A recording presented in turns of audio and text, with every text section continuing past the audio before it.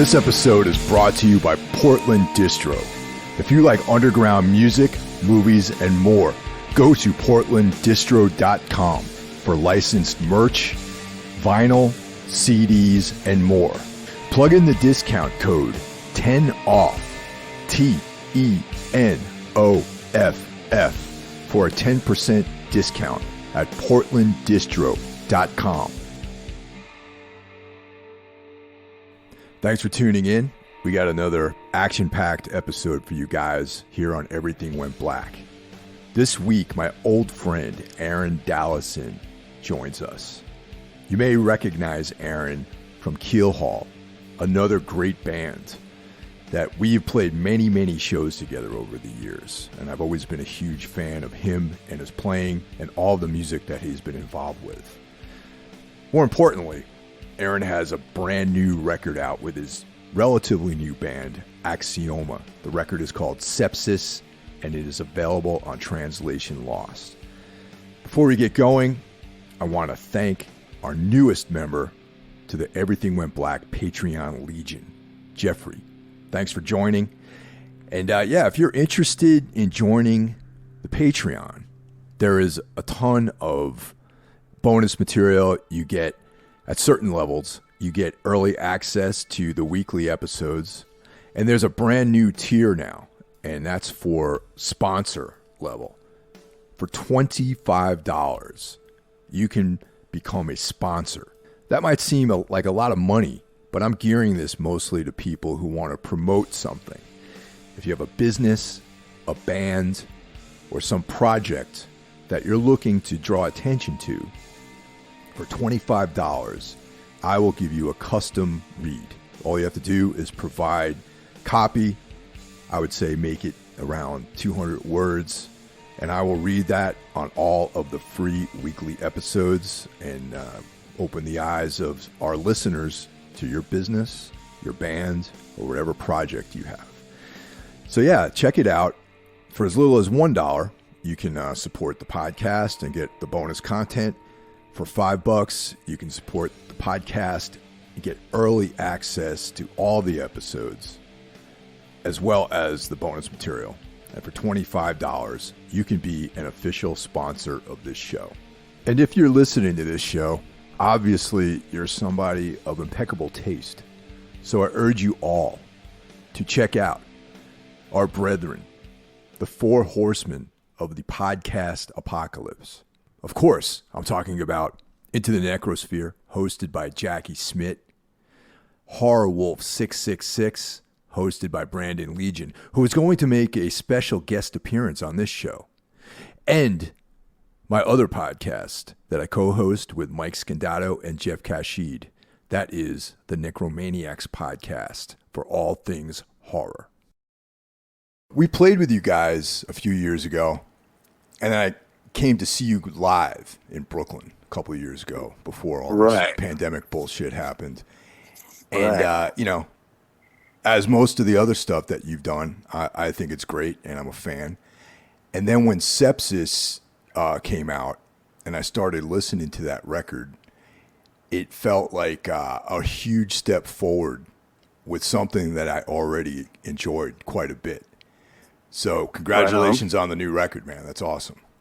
Right on. Thanks a lot. Yeah, we're pretty proud of it. We put quite a lot into it. So it's good to see a lot of the people enjoying it and actually getting it as well. Yeah. As far as understanding it. There's been a couple folks that I could see like, oh, okay, you didn't get it. That's cool though. What do you mean by that? At least you listen to it.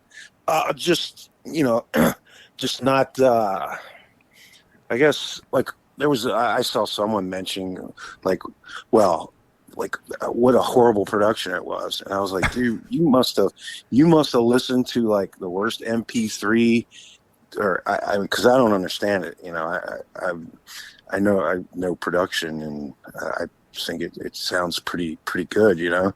And I don't know what this guy listened to, but he did not listen to the record or a wave file of the record, But that was all he said. He said nothing about any of the songwriting or any of that. So, some people just, when they listen to it, they're like, okay, let's check it out. And then it's background music, and then they make their judgment upon that. And that's fine. Whatever. It's all good. But as far as people understanding it, I mean, coming from the place that we've all came from over the last couple of years, I think it's pretty cut and dry. Yeah. It's not that difficult to get the feeling of what's going on here. And we just managed to put it on vinyl, which we were very happy to be able to do that.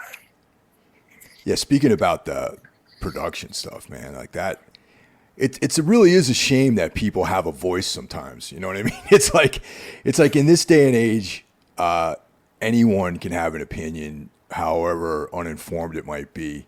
And, if someone is like listening to this record on their like, Beats head, earbuds or whatever, exactly, driving in a car at like 70 miles an hour or something, and like, right. Oh yeah, the production's thin, or some bullshit like that.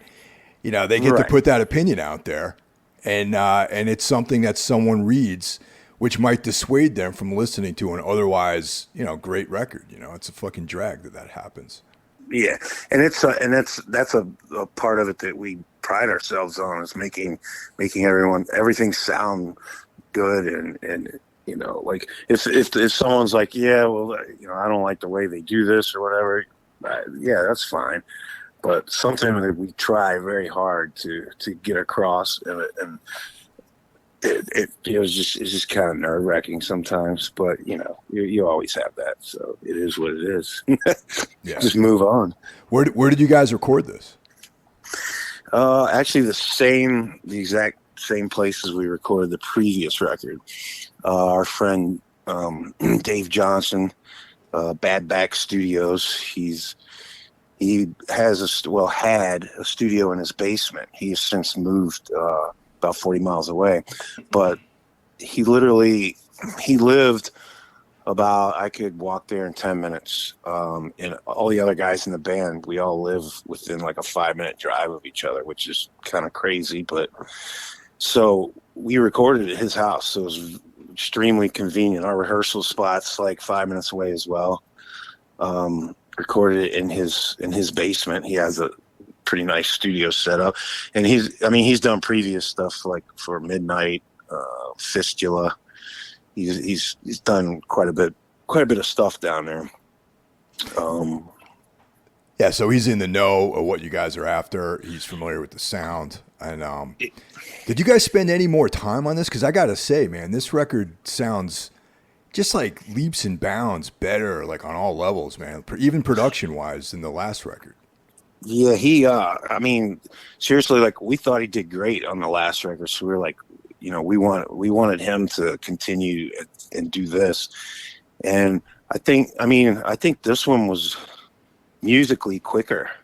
Like, each instrument, or like drums were, tracking wise, was 2 days.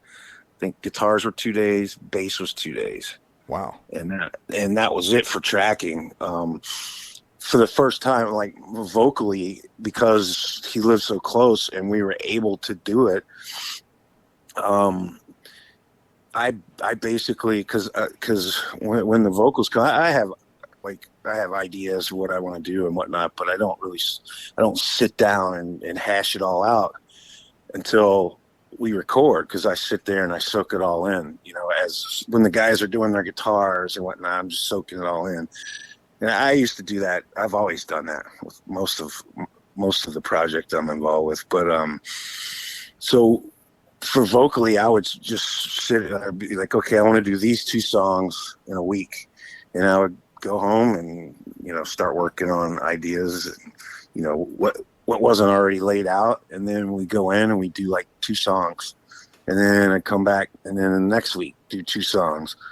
So that spread it out a little bit over a few weeks, but other than that, musically, it was done really quickly. Now, there's some people out there that might be listening that don't realize how far back you and I go.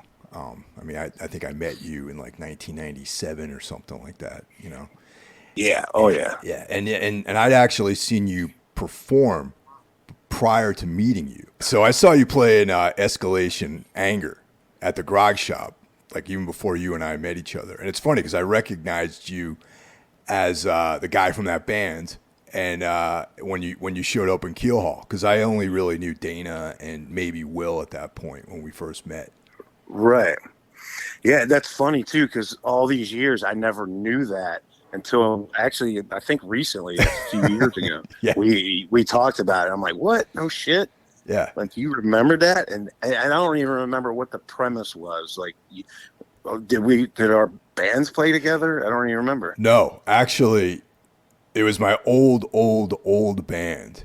We were on tour. We had a show canceled, and we were in Cleveland, and Tree was playing with you guys. Right? Okay. Yep. And then we knew the guys in Tree because we were on the same record label as them. We ended up going to the show, and you guys were, I forgot where you were on the bill, but you were playing. And I was like, man, this band's like fucking kick ass, man. And I mean, dude, I have a lot of respect for Tree. I always have. They were like definitely a band that's like, hit the road and really worked hard. Can't say I'm the biggest fan of their music, but I respect their work ethic. And when you guys played, I was like, this is definitely more my kind of thing. You know what I mean? Right. Well, yeah, that was our thing. We played with everyone from SNFU to Tree to Deicide, and like I don't know, like, because I wasn't from Cleveland, so when I moved here, I was like, yeah, we'll play with them. We'll play with them over there on that side of town that you guys don't go to. We'll go there, and so we played with everybody, and a lot of people respected that and came out to see us because of that. Yeah, totally, man. So are any of those guys still active doing bands? It depends on the lineup that you saw. Oh yeah, I would. I don't remember. Yeah, like the drummer. I mean, he's been in Incantation for like 25 years or whatever. Okay. All right. Kyle from Incantation. He was the drummer for Escalation. I don't know. I doubt that he'd already probably left to join Incantation by then. So yeah, and yeah, the other guys have done other things. I can't think off the top of my head anything right away. Just, it's been so fucking long ago. Yeah, totally, man. The years rack up, that's for sure. And then Keelhaul, of course. And we've our bands have played many shows over the years, and you guys are all friends of mine, and I feel like there's a big history there, and that's mostly how I got to know you. And, right. Yeah. And we even did a split 7-inch. Yep. Even. That's right. I was just gonna say we did a split 7-inch, and that's when I really got sort of familiar with the whole Cleveland thing as far as music goes. Craw, Will was in Craw. Right. And I got a deep respect for like just the scene in general that's in Cleveland. There's like, the Duvalby brothers, Keelhaul, Craw, bands like Integrity, In Cold Blood, Escalation Anger, like all these great bands come from that town, Right. Yeah. Yeah. The scene back in I hate that word, but it's about the only thing. The scene, in the 90s here in Cleveland was insane. Like, it was just, you could go anywhere, just about any night of the week, and see a heavy band play at any given venue, and it was people would come out and people were going nuts, and it was, and that's why I moved here. Actually, I came up here basically to scout, because I was born and raised in a town in Virginia that was mostly owned by a televangelist. So, I was like that. I had to get the fuck out of there. So, yeah. So I ended up here in Cleveland because of that. I came up here, and people, and there were local bands selling out like 800 seat places, and people just going ape shit, jumping off stage, and and these were I mean, they were local bands. They did tour and actually they'd go to Europe and stuff, but still it was just crazy to me. I'd never experienced anything like that. So I basically stayed And yeah, man, like throughout the '90s, it was crazy here. There was lots of talented people, lots of different bands, and different styles, as well. Like you go from say Integrity or Ringworm to Duvaldi Brothers. That's a huge, step, but it's still great stuff, regardless. And all those bands are kind of like aware of each other because, like, I toured with Ringworm. I know Dwid, and like they all know about all these other bands too. It's not like if you play in a hardcore band, you don't know about the Duvaldi Brothers, or vice versa. It seems like more of like people were just into bands that made good music in some ways. Right. Well, yeah. I mean, it's a blue collar town, so there wasn't much. There wasn't much bougie shit going on. Like, well, we're so much better than you guys. Fuck you. No, everybody hung out together. Did shows together. It was all pretty. Obviously with that whole hardcore thing, there were people had beefs and whatnot. Well, yeah, naturally, whatever you call that stuff. Yeah. But there was that. But other than that, everyone was very cordial with each other, musically speaking, and it was a good time. That always cracked me up about hardcore, how there was like, beefs and like little gangs that fought each other, and like every now and then I would wonder if it was like if the bands that were like on Touch and Go had stuff like that. Like you would go to like a Slint show and there'd be like some gang member there like beefing with a guy in the band because of some this. I always laugh about that whole thing, even though those guys take that shit very, very seriously. Oh, I mean? Yeah, I know. And like when I came here, I didn't know anything about any of that kind of shit. I was used to dealing with rednecks, Yeah. So that was a whole other. And actually, I didn't understand it at all. And then I played live, both guitar and bass, in Ringworm over the years, just doing live stuff for them, like traveling. Uh-huh. And then I got the whole. And they weren't a part of that at all, but they got lumped in with that whole thing. And, guys would come out and I just hear stories, not just of the Cleveland stuff, but, we play New York and a lot of those guys would come out and just hear stories. I'm like, holy shit, man, this is no joke. Oh yeah, totally, man. I was actually going to ask you if you ever played in Ringworm, because I would have sworn that I saw you perform with them or a guy who looked like you. So, yeah. Like over the years, there was one, I think, I want to say, oh shit, I don't even remember. Maybe like 98 or something. So I don't even remember maybe 2008. I actually went out with them. They were like gone most of the year. And I went to Europe with them, Australia, New Zealand, did all of the States a couple times. And it was just live stuff. Cause like when it came to, like I that just wasn't my thing, writing the music, for that. Mm-hmm. But I enjoyed the shit out of playing it, and they were all my good friends of mine. They were like my drinking buddies. They were like, hey, this dude quit. Can you fill in? I'm like, yeah, you guys are going to Europe, and yeah, let's go. It was that kind of thing. That's awesome. And at the time, Keelhaul was on one of their many hiatuses, or who knows what the hell was going on with Keelhaul at the time. So yeah, I just jump in the van with those guys and go play. Yeah, right around the time I met you guys, I was living in Boston, which is another epicenter of hardcore gang violence, especially during that era. So, yeah, definitely. I got experience a lot of that stuff too, man, for sure. Yeah, like Dana from Keelhaul, he lived in, as he lived in Boston for quite a while, and he told me stories of his perception of that. He saw a lot of that as well. So yeah, that's when I met Dana, when he was in La Gratona.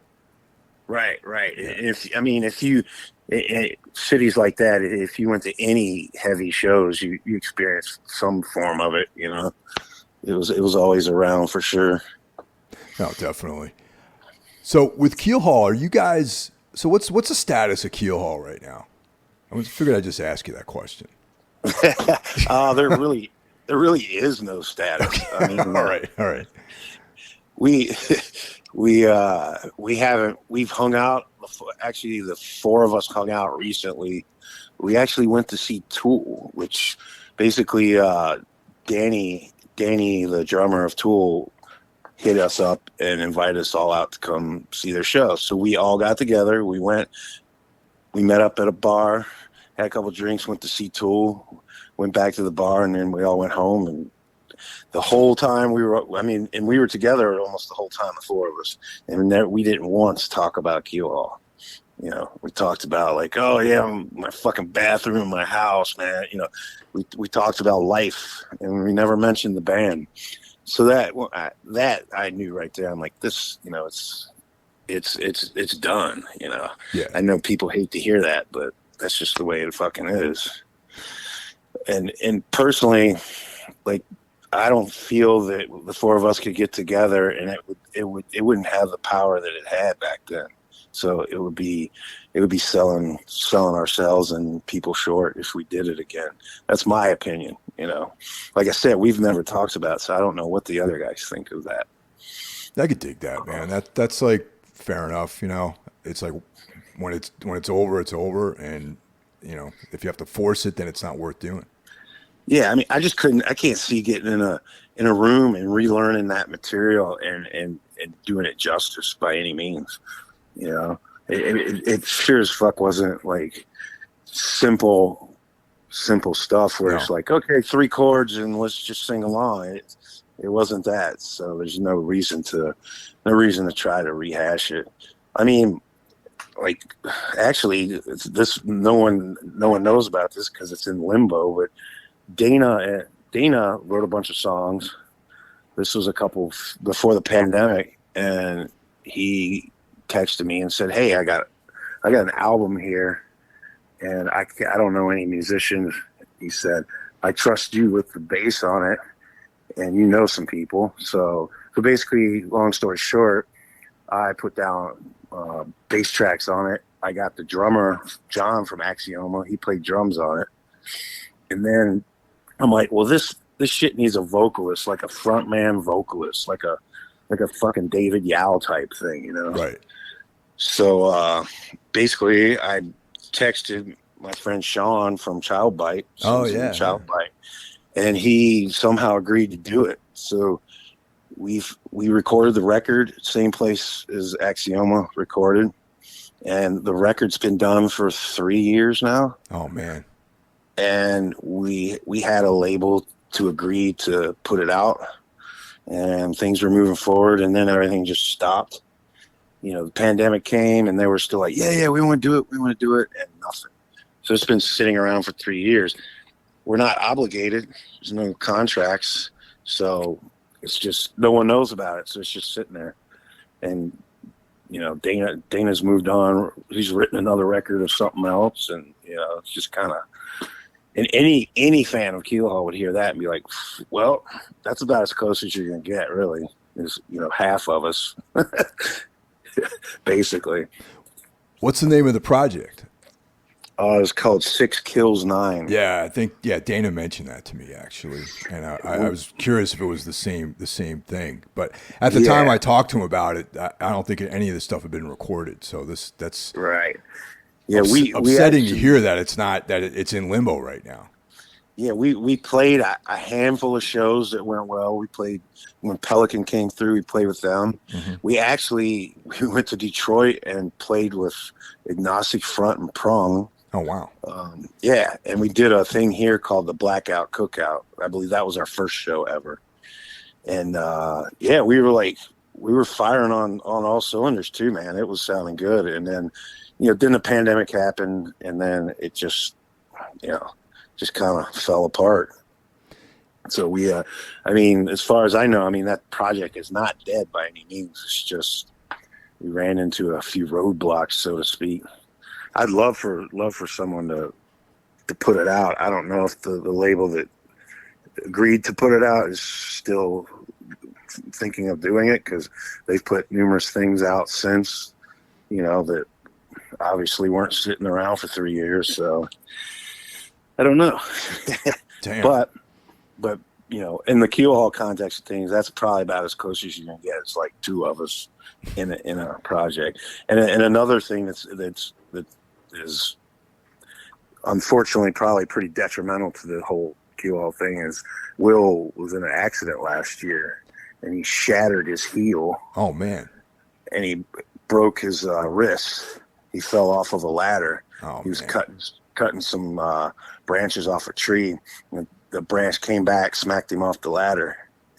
So, as far as I know, he hasn't even played drums since like in a year. Oh man! He was literally bedridden for about, I think, 4 to 5 months. He couldn't even get out of bed. You know, I didn't know that. And I'm thinking to myself, I'm like, how did I not find out that Will was injured like that? And I'm like, yeah, because for the last 2 years, I haven't been on the road anywhere. And that's when I normally see people.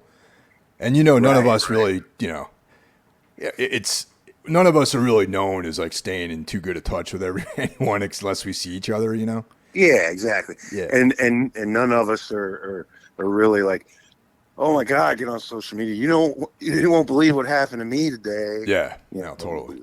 So that's, you know, it's just, so, I mean, I hope, I mean, the last time I saw him, he's walking around okay. But as far as playing drums, the way he used to play drums, that wasn't, you know, he was using parts of his body that, you know, most drummers don't even know exist. Yeah, totally. To do what he did. And so I don't know if he'll ever be able to play drums like that again. I certainly hope he can, for, you know, but, and I don't know what his interest level is in even attempting to do it anymore, you know. Damn, I'm sorry to hear all that stuff. Because we're not spring chickens, and he sure as hell isn't one. Father Time's coming for all of us, man. Because he was the old man in the group. I was the young one. And I got half a century. Well, the that 6 Kills 9 stuff, you know, I hope that stuff comes out. And you were saying that Dana had already written like another thing. Is it more of that material or something completely different?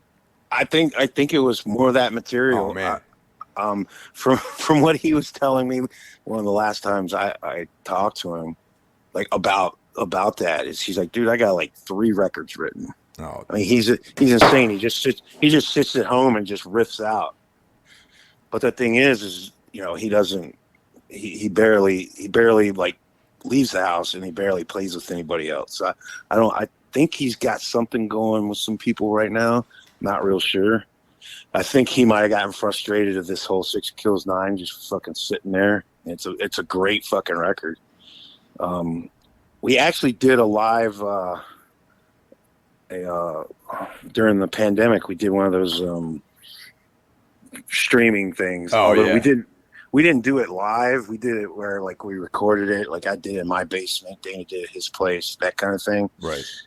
It was what was it? It was the thing in Arkansas. The shit monster. Shit, I can't believe I can't remember what it's called right offhand because it's got too much going on. But they do like a fest, and they've been doing it for years, and they did it over the pandemic quite a few times. Mutants of the Monster, I think. Okay, it's called. Yeah, that rings a bell. And CT from Wake puts it on. He organizes all of it, and so we did like a 6 or 7 or maybe 5 or 6 song video. So if you can probably look up the Mutants of the Monster and find that somewhere if you're that inclined or interested.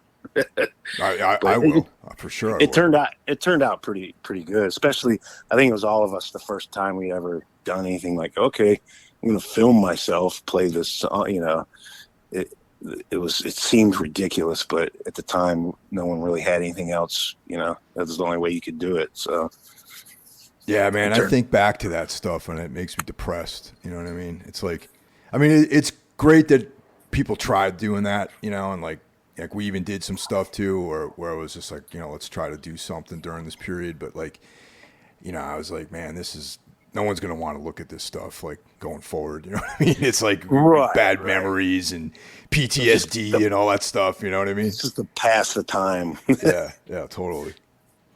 Yeah, I mean, I have fucking when we were locked down for like that literal 2 weeks when you couldn't leave the house thing. Myself and Matt Sword from Ringworm, we wrote 10 songs on a little uh, Spire app on our phones. Mm-hmm. Like I write a song, send it to him, he'd send me a song, and then we sent it to Kyle from Incantation. He put demo drums to it, and then that was the March. By May we had it recorded in an actual studio. Wow. And it was like super quick. And by the end of the year in December, the record actually came out, and it was like DB discharge stuff, just pretty simple. And I was pretty happy about that, actually. So wait, what is this now? Like I didn't even know this existed. You and Matt? Yeah. And it's called Perdition Sect. Oh, yeah, okay. All right. That's you guys? And, yeah. And Dude. Me and Matt wrote 10 songs in 10 days, and that was it. And then the bass player wrote a song during that time as well. And then we recorded at Mercenary Studios, who actually does all the midnight stuff now. Actually, no, we didn't. I'm sorry, I lied. We tracked it at Kyle's house in Columbus. So myself and Matt traveled to Columbus, when we probably weren't supposed to, but we're masked up, went and got in the basement and recorded drums. Then the bass player came and recorded a couple weeks later. By the time the record came out, the four of us hadn't even played together yet. You want to know how totally shot I am right now? I actually have this in my Bandcamp, and the shit. End Times, right? Mm-hmm. Yeah, I had no idea who was in the band. Yeah, that was us. That's so funny, man. Yeah. Well, I mean, you think about it, there's so much stuff coming out on any given Friday. There's got to be like 50 releases just in metal and punk or whatever, every Friday. It's just insane. Yeah, that's true. I'll look at new releases and I just look down and I'm like, I don't know what any of this stuff is. I just don't. Yeah, that's kind of one of the how I found out about this. It's like I have Apple Music, so it's like I'll have stuff playing, and then they something else will come up. Say I'm listed into like a tragedy record or something like that, or like Dysphere or whatever, and then like when that record's over, another band's song comes up that they match your algorithm with, and then I think I must have been on a day where I was listening to that style of hardcore music, and then the Perdition Sect stuff came up, and I was like, or one or two tracks, and I was like, oh, let me get deeper into this. And during the pandemic, I really leaned into like buying stuff on Bandcamp to like kind of support the scene more. You know what I mean? Right. And that's how I came upon the Perdition Sect stuff, and I didn't even think to look about who was in the band or any of that stuff. You know what I mean? Oh, yeah. I didn't even realize it was an American band, to be honest. Yeah, I mean, dude, the concept of it literally came up in March, or actually, literally myself and Matt went to see The Obsessed at Now That's Class. Okay. And fucking Wina, they fucking tore it up, man. They were amazing. Yeah, totally. And we went and sat at the bar, and we were just like high off of that, like, man, everything should be shutting down. We both work at the same place, and we knew that we were going to get shut down, but we didn't know how long. And I said, dude, by what everything is going on in this country and all over the world right now, I just want to do a discharge fucking style band and scream at people, And he's like, oh yeah, that sounds great. So the next day I woke up and texted him. I'm like, you still down with that? Because we'd had some beers, and he said totally. So I texted the other two guys, and they were totally down with it. And we, like I said, within a couple months we had the record done. In fact, the hardest part about all of it was naming the fucking band, because we were originally going to call it End Times, and then Google search, there's a couple bands named End Times. So that was the hardest part about it, really. Everything else just came. Like nothing, none of the riffs, none of the songs, none of the lyrics, nothing was written beforehand. It was like literally right there on the spot. That's awesome, man. That's so cool. so you get when you check it out and you see the lyrics and hear the music, it's for that time right there. 2020 in March 2020. That's exactly what was going on. So for me, it's like it's a time capsule. It's a perfect document of that time of my life. Man, what a horrible fucking like. Right. You know what I mean? Right. Yeah. Oh yeah. I mean, but we've played shows, and we haven't really talked about doing anything else as of yet. That kind of inspiration hasn't hit us just yet. Right on. But we play a show, we'll just do the whole record right there in its entirety. Like we played with Immolation like a month ago in Columbus. Oh, it was fun. Yeah. Yeah, what a great record those guys put out, man. Oh, I know, right? Yeah. Yeah, that's very good record. And then seeing them fucking nail it live, even better. Yeah, well, those guys have always been like incredible players, man. Oh, of course. Yeah. Actually, Steve, their drummer, is from here. Oh, really? I didn't know that. Yeah, I've known him for almost 30 years. Damn. He was in a band from here. They were called Gutted, not to be confused with the Gutted from, I think, Dayton, Ohio, that actually had a couple records out. And then when that came about, they changed their name to Odious Sanction. And then so they were pretty popular death metal band here in Cleveland for many years. And then it's kind of cool because Immolation was like Steve's favorite band. And then when he got the word, he went and he's been in that band maybe now for at least 15, 20 years, I'm guessing. Yeah, the only guy I really know, and not even that well, is Ross. That's the only dude I really know in Immolation.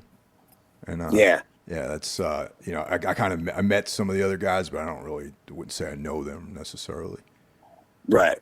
I don't really either. I just know Steve, and I've known him forever. Yeah. So now with Axioma, when did you guys actually form? Like how did you guys all meet? You know what I mean? Because I never knew any of those guys prior to seeing them with you.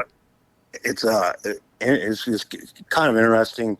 So the guitar player, the long-haired guitar player, Cyril, which everyone calls him Cougar because he came here. He moved here from France. He used to play in a death metal band from France called Morgue. Okay. And they came over here and were playing shows, and he just liked it, and he stayed. And he met a girl here, got married, so he's been here, for 20 years probably. So he's been in and out of bands, all excellent bands, and he was doing a band called Forged in Flame. It was more like a stoner type thing, mm-hmm. And they did some touring.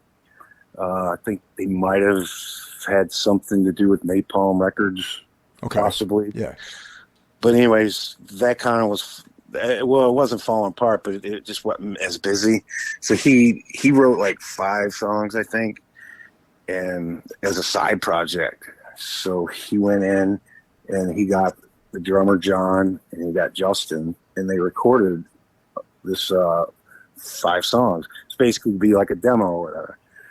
At the time, I didn't have anything pressing going on, and we were at a show or somewhere. He was telling me about it. I'm like, oh, well, let me check it out. He was like, oh, I'll probably just play bass myself, whatever. I don't care. So I said, well, let me check it out. I'll, see if I like it, I'll put some stuff to it. So I listened to it, totally liked it. Went in, I didn't even have anything worked out. I just listened to that record for like 4 days straight. Went in and just kind of did the thing where like, okay, play this part, then punch in the next part, kind of making everything up almost on the spot. Well, that turned out, and then so I got done with that, and they had another singer, and I don't know, they were just saying like how he was just taking too long to do stuff, and I was like, oh, well, as I was doing the bass stuff, I was like, oh, I had a couple ideas, so I threw down some vocal ideas, no words, just like some yelling, enunciation type stuff. And so they fucking get in touch with me like a few days later, like, yeah, we told the singer he's done. I'm like, well, wait a minute. I don't want to be the singer. Like, and then they're like, no, but you're good at it. I'm like, no, I'm not. I'm just screaming. So lo and behold, I end up being the fucking singer. So yeah, but let me interrupt for a second. How could you say you're not a good singer, man? Well, technically, I'm not a good singer. Oh, come on. I mean, I'm a decent screamer. There you go. But it fits the music, though. You know what I'm saying? It's not like right. none of us are like fucking George Michael or something like that. You know what I mean? No, right. Yeah. No, definitely. But all these years, I've been trying to play in bands where I don't have to do the vocals, and I always end up doing Keelhaul. I was not. That was just by default, So all these bands, Escalation Anger, even back in the early '90s, that was by default. Like, just because we kind of I just never liked singers' personalities. That's awesome, man. So yeah, that little demo type thing, we actually we tracked it at a friend's house, and then it turned out all right. And I was like, let's take this to Dave at Bad Back and have him mix it. So he mixed it, and that right there was Opia, which was like, we just put it out ourselves. We didn't bother letting anyone else hear it. We just were like, okay, we'll print them up CDs ourselves, and that's what we did. And then it went from there. Man, isn't it cool that these days you can put a recording project together like that? Where you could just record it basically in this kind of lo-fi setting, and then have someone with a real setup, mix it, and it sounds great. Exactly. Yeah, exactly. That's revolutionary stuff, man. Definitely. Yeah, I mean, I've done stupid shit here on my little laptop, and then you give it to somebody, and you're like, wow, you never thought it would sound like that great, And yeah, it's pretty amazing. Yeah, actually, the last a few months ago, like few weeks ago, we had a thing come out. Tombs had a thing come out that we actually recorded that in our practice space and sent it to Bobby Torres, who recorded our last album and EP, and for him to mix it, And I was just tripping out on how that would be so impossible to do. Like you couldn't even think about doing something like that years ago. Not even that long ago either, but No, not at all. That's what I mean. Just think about when it was fucking everything was tape. Oh my God, yeah. Expensive too. Impossible. Yeah. I remember, I think some of the first things that I recorded, that was just 1/4-inch tape, Yep. It's like, and so speaking on that subject, which I actually forgot to mention, when you were asking about the length, or I was basically, when I was saying how quick we kind of recorded the Sepsis, we also had a setup in our practice room, and we recorded all these songs before we went into the studio. Just recorded them on Logic, and I'd mix them down, just musically, no vocals. And we basically handed those to Dave, and like, here, this is what we got. And I'm pretty much, I could probably say 100% sure that nothing changed from those, as far as arrangements and songwriting, from those demos to the record. So we were like he even said, he's like, wow, you guys are more prepared than you were last time. So I think that helped a lot with how quickly we were able to get through it. As far as tracking. Yeah, no doubt. I mean, that's making a demo of the entire album is definitely a way to fly, man, when it comes to being like efficient in the studio. Definitely. Oh yeah. Yeah, because you know exactly what you want. You know exactly what you want to hear. So yeah, that I forgot to mention that, but when you brought up that's exactly what happened. Just due to the technology that we have now, it was easy to make that happen. Well, that's probably why like that level of preparation definitely came across, because like what I was saying earlier was like how, though I like the all the other stuff I love, but the new, Sepsis to me is just like a huge step forward, and probably a lot of that could be attributed to what you just said, like being more prepared, doing the demo, having things Yeah, figured yeah, out a definitely. lot more before you went to the studio, you know? Yeah. Oh, most definitely, most definitely. What's And funny is like you mentioned that Cyril is from France, and it's this totally superficial and probably has nothing to do with anything. But when I listen to Axioma, what comes to mind is like Death Spell Omega, which is a French band, and right. a lot of the French black metal stuff has that sort of vibe to it. Uh-huh. And I feel like Axioma, though, obviously you guys are American, that kind of like connection, at least with the music. I don't know. Is he a fan of any of that French black metal stuff? I think to a certain extent. I don't think he's like listens to it all the time or anything, but to a certain extent, I know he'll bring up stuff and I've never heard of it. Yeah. I know. And I know Justin, the other guitar player, he's much more schooled on all the new black metal, the new death metal, all that stuff. But he also, like, so he does all the art, but he runs a site called Dark Art and Craft. Oh yeah, I follow that. Yeah, yeah. Yeah, so that's his site. Like he's like, what do you call it? The web? I don't know what you call that, but that's basically, he does all that.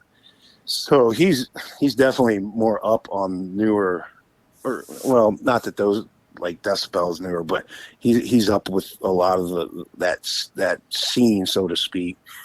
As far as I'm the least in the group, in the band that knows all that stuff. I mean, I know Decibel obviously, but once you get to the bands where I can't pronounce them, then I start to get lost, lost in the haze of blackness. So now that things are kind of open again, as far as like playing gigs and going on the road, you guys have any? I know that you got a bunch of local, regional dates. I saw that either played with or are playing with Integrity. Yeah, we just did the other day. Yeah. Yeah, yeah. And so do you have any plans to branch out, like maybe come out east or anything like that? Uh, Dude, we've been, since we knew when the record was coming out, I sent emails probably to I'd say about 10 agents. Only 2 got back to me, and the only reason they got back to me is because they were referred by someone in the business, of another part of the business, because I was just like, dudes, I don't know, these people aren't getting back to me. And even those guys that did get back to me, they're like, dude, our roster's full, which I get it. Everyone wants to tour now, and nobody wants to put a fucking, so to speak, new band out there. So we're at a standstill other than just playing regional stuff at this point. We're still trying to get our talents in somewhere, but everyone's been pretty unreceptive to what we want to do. So like I said, it's oversaturation probably, because I know everybody's got their hands full. I know a few bands that kind of got dropped after getting half of a tour booked, and then their agency was just like, oh, we can't do it anymore. They're just out on their own. Wow. And even the other guy, I'm the oldest one, but the other guys, it's just, when you got a fucking a life and a house payment, and I don't have time to book shows for a tour. I need an agent to do that, and so far we have been extremely unlucky in that department. Yeah, honestly, man, like, we just got back from a tour, and it seemed like in the month of April, May, and June, every single band was on tour. You know what I mean? Right. Yeah, so it was. I observed something similar to that, with there just being like every night there'd be like, oh yeah, Guar was here last night, or sometimes Guar was playing the same night as our tour, and right, it's just like definitely saturation point at this stage, And I mean, we've been talking with a couple people in Europe, so maybe something will come of that. It's just like I said, I reached out to quite a few people, and no one even got back and said, oh, dude, sorry, we're full. They just chose not to return the emails. That sucks, man. It's like, all right, whatever. I hate that. And I said this on the last episode when I was talking to one of the guys with Jay from Executioner's Mask. Chris Bruni never returns my fucking emails, man. The dude of Profound Lore. And I'm not even trying to get my own band signed or anything. I'm trying to like have other bands that I think are great that would fit on his label. The dude can, at the very least, the guy can respond and say, "Hey, thanks, but I'm not interested" or whatever. You know what I mean?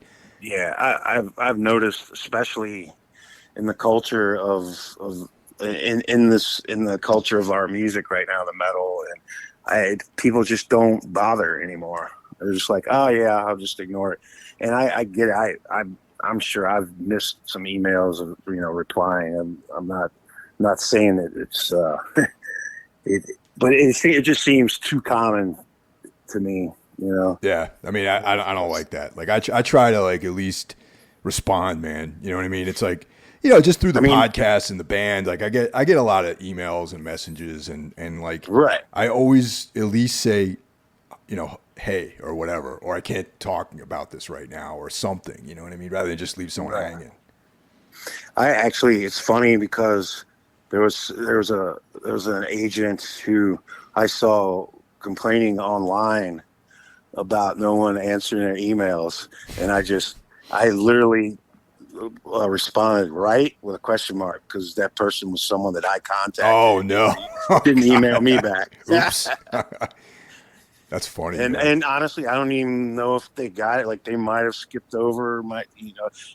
I can imagine if you're an agent or something, it'd be so easy to skip over some things or whatnot. But it just seemed like I said, it was like 10 that I sent out, and just no one's getting back. So who knows? Who knows what the hell it is? But I mean, I figure if that's your part of your job all day is receiving and getting the emails out, then you should at least be courteous to say, hey, sorry. If for no other reason, then you never know like how things are going to play out in the coming years. You know what I mean? As far as like someone that you might have slighted or that might be the one thing that down the line that person might be in a position where that mattered, you know what I mean? And for sure. Yeah, so that's just because, I mean, for me, I try to just be human about it, but also I keep in the back of my mind is like, you never know if you're going to, run into someone in person and they'd be like, hey, man, you never responded to my email or my message or whatever. And I just don't want to ever be in a position like that, Yeah. No, I trust me, I work doing live sound in the music business. So I see that all the time when, these bands, and I'm not even talking about bands on our level. I'm talking about bands that, have these big tours and sell out 1,500 seat places and whatnot. They're on their way up and they want to be dicks. Oh, but the funny thing is they also come back through when they're on their way down. Yep. And it's just like, oh, so you were a dick last time. What about now? Yep. You're not so high and mighty. So it's that's a common thing in this business for sure. And also just the sound guy is probably one of the last people you want to be a dick to. Right. You know what I mean? He's the guy who's in control of your sound and how you're being presented to the audience. That's the last guy that you want to fucking piss off, Yeah, like him or the stage manager, or even like the green room person. Well, anyone at the venue, they're on your side generally. Yeah, they're there to make you feel comfortable, but some people don't get that shit. So it is what it is. The Cyril also has a guitar company, doesn't he? For the most part, yeah. He makes guitars, custom guitars. Right. Like in the last couple years, if you see him playing something or picture him playing something on stage, is something he made. For me, he had never made a bass guitar before, so I was like, dude, gotta make me a bass guitar, because we started using this insane tuning, so I didn't need a separate guitar, and it has to be set up like it's drop G. Oh wow! So I refuse to play 5-string basses. I still play 4-string basses, but Yeah. the heavy bass string is a 160 gauge because of that tuning.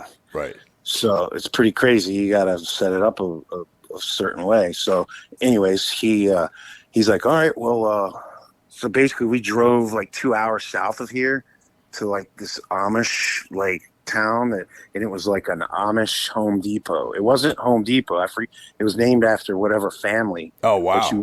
But you walk in and it's just like a Home Depot, but everyone who works there is Amish, and you go in this one section and they had these blocks of wood that are perfect for guitars. Wow. So we went in, got that piece of wood, and he made the bass for me, and it's pretty amazing. Like, I mean, as soon as I put it on, and it's got one humbucking pickup, one volume knob, and it plays better than any of the, like, I'm mostly Fender jazz basses, and it's just played better than any Fender jazz I've ever had. And that's with a fucking 160 string on it too. Damn. So what do? You just get like a 5-string bass set, like a bass string set, and just use the bottom 4 strings on it or something like that? Nah, 160. I get a normal bass because I have other basses with the normal, so I just get a normal set, and then I buy the 160 separate. They're like $15 for just one of them. Yeah, no, I just bought a 5-string bass, man, and like I'm just realizing how expensive bass strings are. Yeah, so I just order the 1 string, and then I just I keep I think I use 105s normally for the big string, and I just keep them to the side and use them for the other basses that I have. Because I think on this record we use 3 different tunings, which can be hectic live.